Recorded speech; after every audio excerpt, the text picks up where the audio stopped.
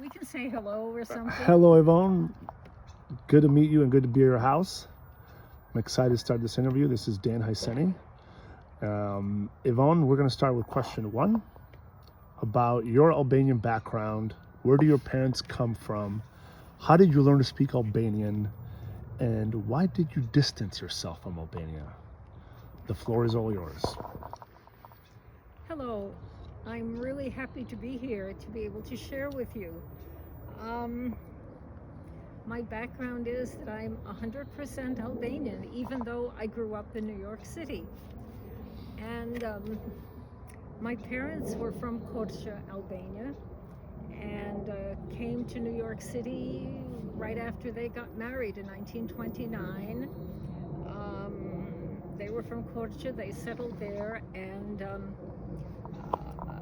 raised a family, and I was their second daughter. I grew up speaking Albanian because that was my parents' language, and they wanted to preserve their heritage. And at home, even though my sister started school not speaking any English, she started bringing it home. Once that happened, my parents would insist, at home la fosemi shqip. So that was how I learned Albanian, and I grew up in the Albanian community there. I grew up in the old tradition. I was born in 1933. That's a while ago. And it was an old tradition where girls were not to do anything or aspire to anything more than to marry and have a family. And as a second daughter, I was really supposed to sit quietly and wait for my turn after my older sister would have been married, which did not happen. And early on, I was recognized in the New York City public school as being very bright and gifted, intellectually gifted. And so I was chosen, I competed and got to go to a special high school in New York City for smart girls, intellectually gifted girls, and it was a wonderful education. I went from there to college with my parents saying, and I had just turned 16 when I started college, and my parents would apologize to their friends that she's really too young to go to work, and she's going to a free college. It was Hunter College, and also she has a scholarship, so nothing to do, we may as well let her go to college.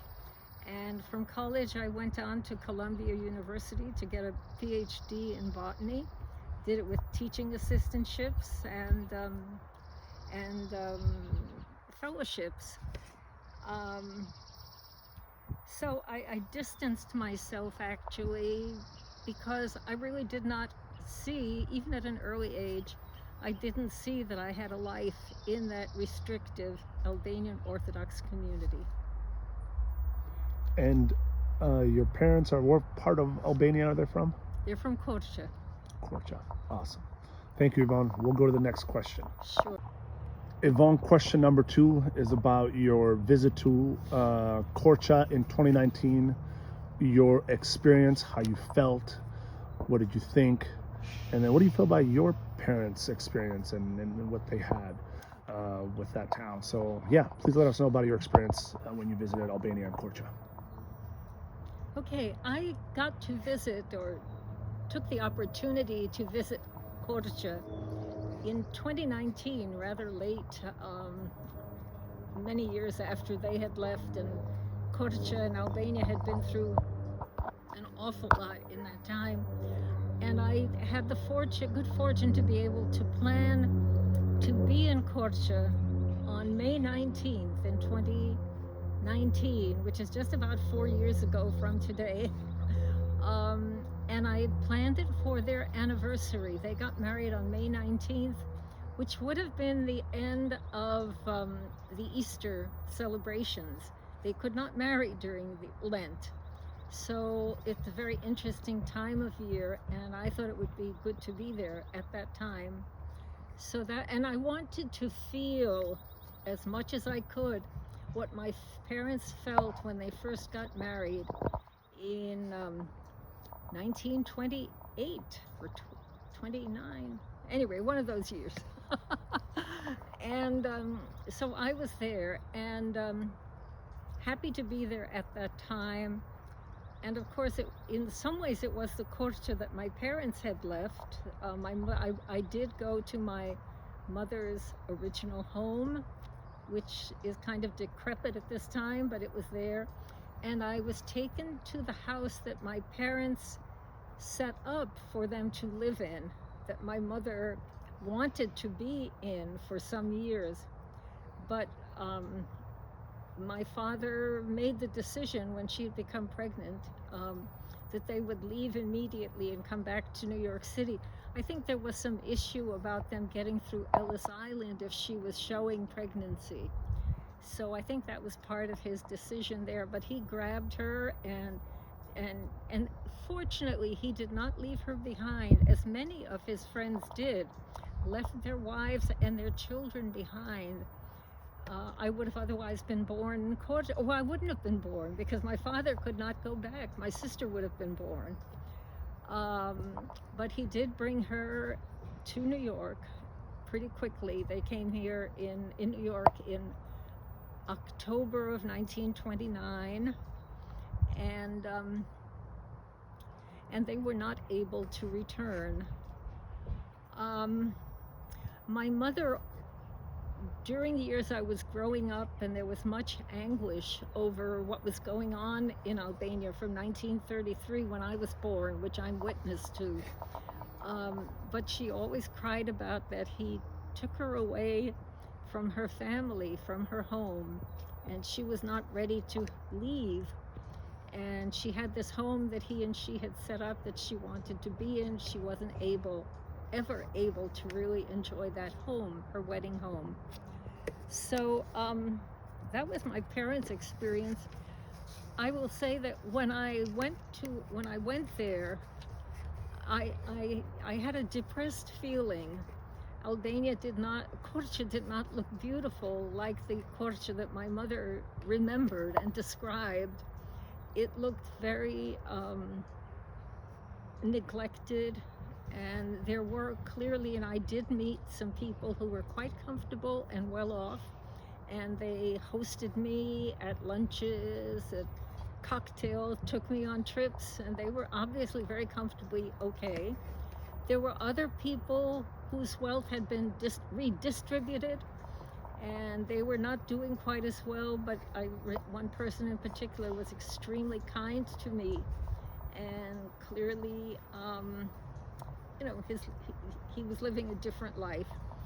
And then, of course, there were many people who just seemed to be very much in need. There was a Central Park downtown, and I'm a botanist, and so I could see that it was neglected. I wished I could go and put some rose bushes in, or somebody would come and do something there. And the mountain, the backdrop for Korça, I think it's Mount Morava, is very brown, and so I'm wondering, was it ever green, or was the wood all chopped down and burned for fuel? So that was so I did feel there was a negligence and many needs in Korça. Hold on.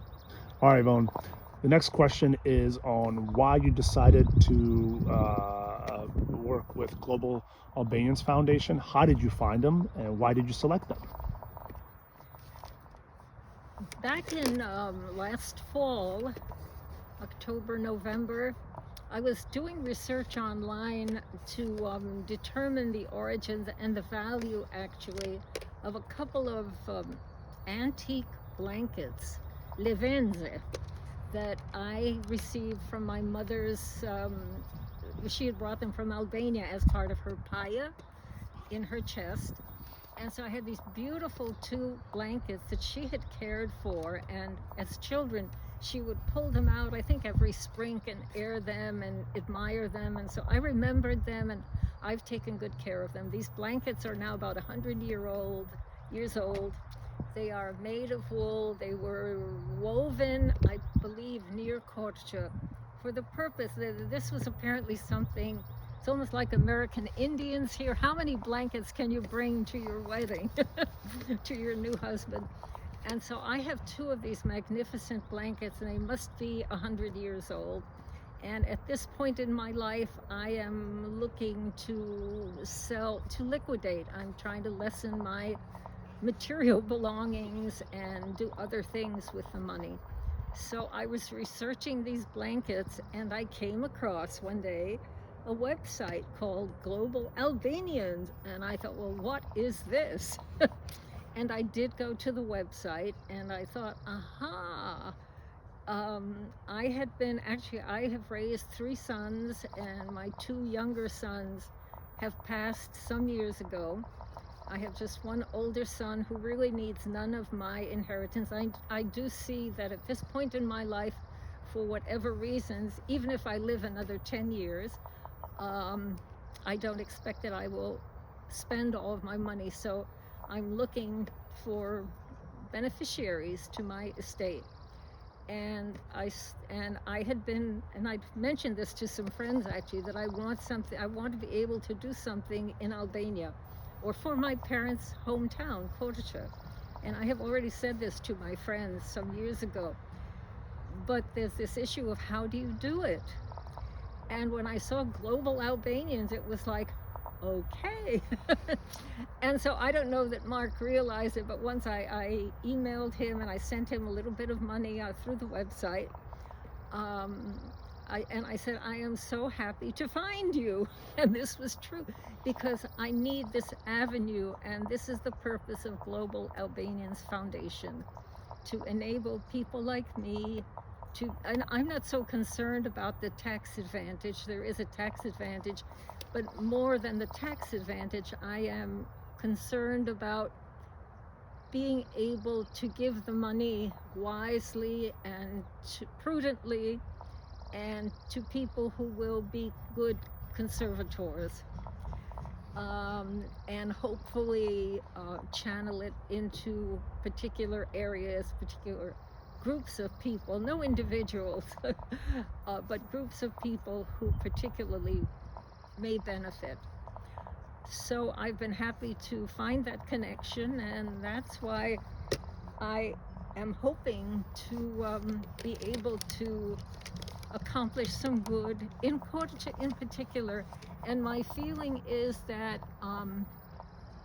if we channel this money in a small area, small region, we can have more impact. And I think that finally seeing it is that perhaps in future we can help make Korça be the jewel in the mountains there that my parents wanted to return to.